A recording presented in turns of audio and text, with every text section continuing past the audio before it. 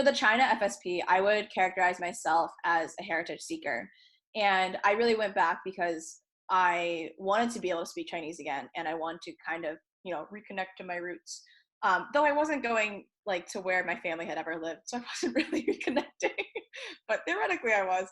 Um, I found it was like one of the most impactful experiences of my life, for sure. I think who I am today, I do not think I would be if I had not gone back to China.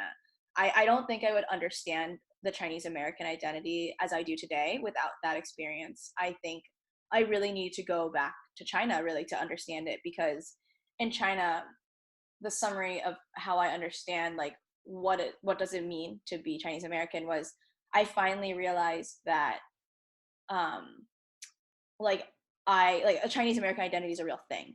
Like I really believe this idea that if you um like I believed in the American part of me more than like the Chinese American. Like I believed really that if I acted white enough, I could look like everybody else in America. So I realized that in China really that at least in China, people when they hear American, they assume white.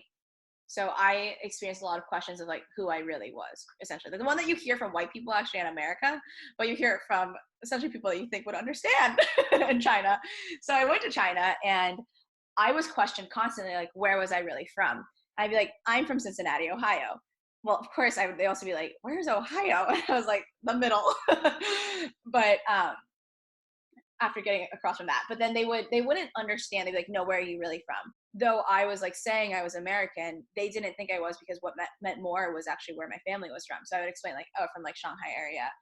And but more than that, it was like I realized that American was synonymous to white, and that was not how I had conceptualized America. But I also realized then, like in America, I had always assumed that acting white enough meant I would be more American. So even I was reproducing this logic that American is white. And in China, what I really realized was like, though I looked like everyone there, I would always be considered an outsider because my Chinese isn't very good, and I also like don't dress or act like someone from China would. Like I don't have the same mannerisms. I definitely don't dress like they do because I wear gym clothes most of the time, and yeah, like my accent would never be perfect. So I realized that in China I might look like everyone, but I am not.